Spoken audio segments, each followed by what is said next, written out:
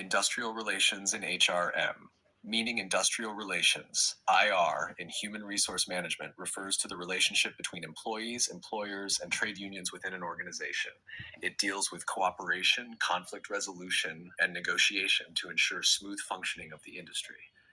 In short, IR is about maintaining peace, fairness, and mutual respect between management and labor.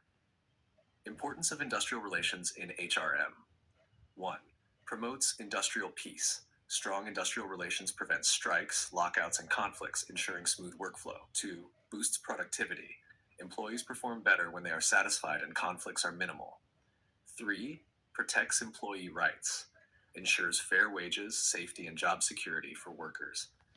4. Maintains organizational stability. Peaceful relations build long-term trust and stability. 5. Encourages employee participation. Workers get involved in decision-making, creating a sense of belonging.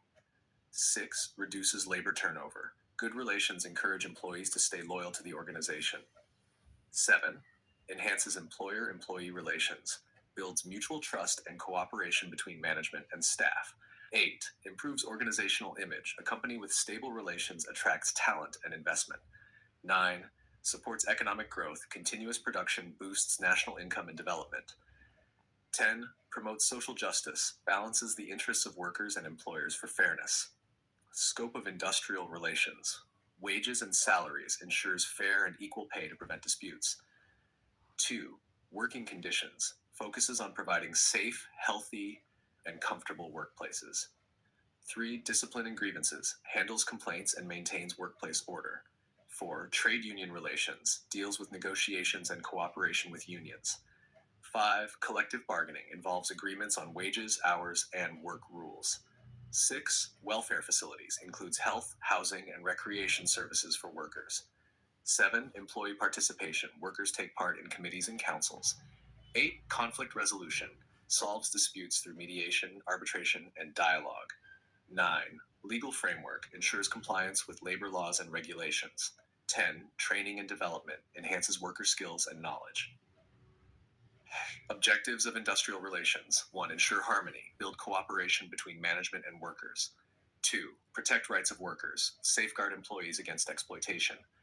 3. Increase efficiency. Align employee efforts with organizational goals. 4. Reduce industrial disputes. Prevent strikes and lockouts through fair negotiations. 5. Encourage communication. Maintain clear dialogue between both parties.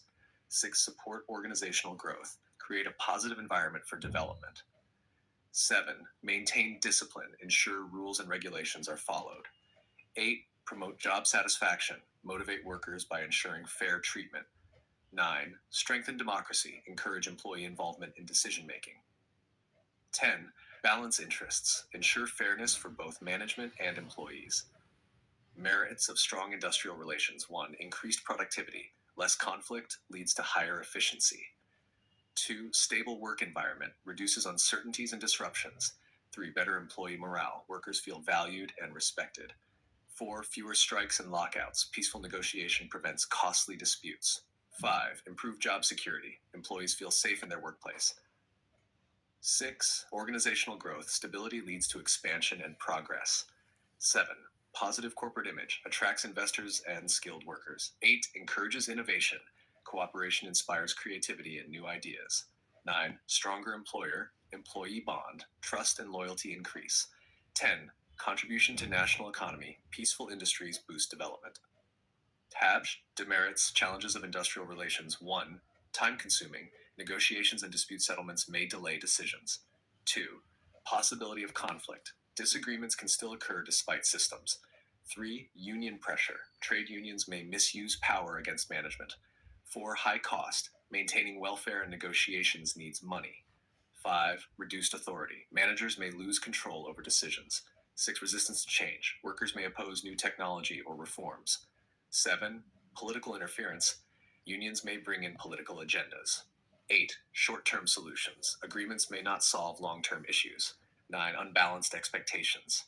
Difficult to satisfy both workers and management equally.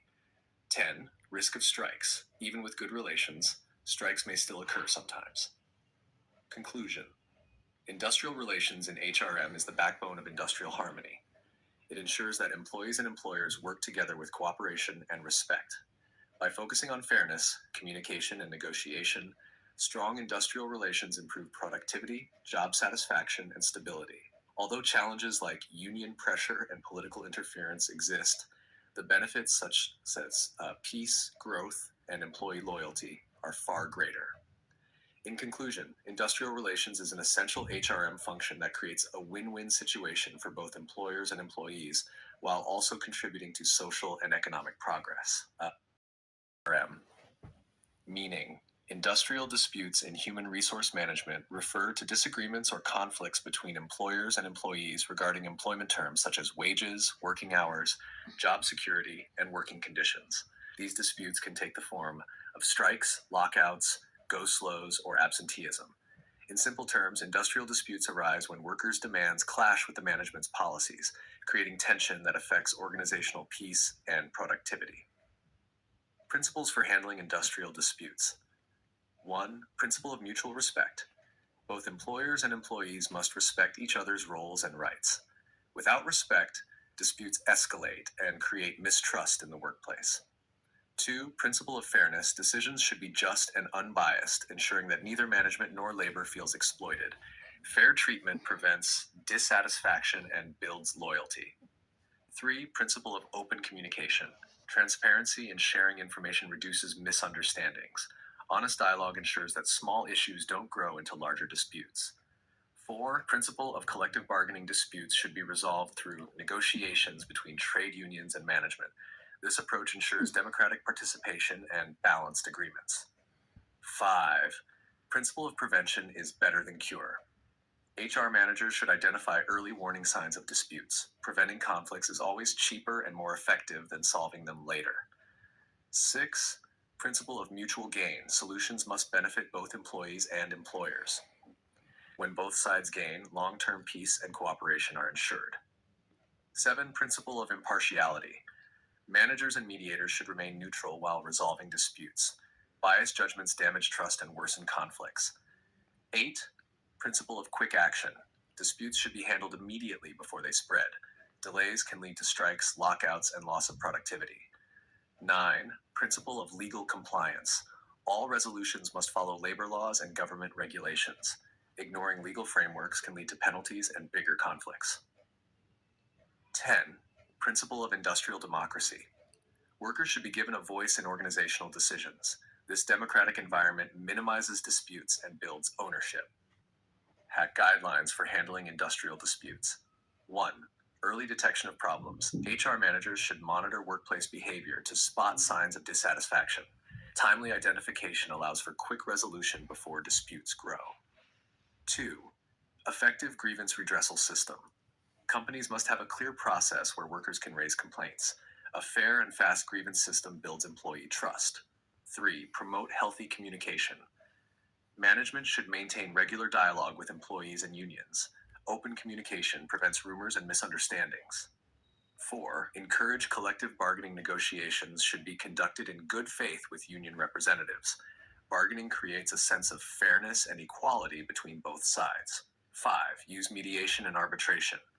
Neutral third parties can help resolve disputes when direct talks fail. This prevents escalation and ensures balanced settlements. 6. Implement welfare measures. Providing facilities like medical care, housing, and recreation reduces employee frustration. Satisfied employees are less likely to strike. 7. Maintain discipline with fairness. Discipline should be strict but not harsh. Fair enforcement of rules prevents resentment and conflicts. 8. Provide training for conflict resolution. Managers and union leaders should be trained in negotiation and conflict handling skills. Proper training ensures professional handling of disputes. 9. Follow legal frameworks. All dispute resolutions should comply with labor acts and government guidelines. Legal compliance avoids penalties and strengthens credibility. 10. Focus on long-term solutions. Disputes should be resolved with permanent solutions, not temporary fixes. Long-term agreements prevent recurring conflicts. Conclusion: industrial disputes are a natural part of employer-employee relationships, but if left unchecked, they can damage productivity, profitability, and employee morale. HRM plays a key role in resolving such disputes by applying principles like fairness, respect, and communication. By following guidelines such as collective bargaining, mediation, grievance redressal, and welfare measures, disputes can be handled effectively.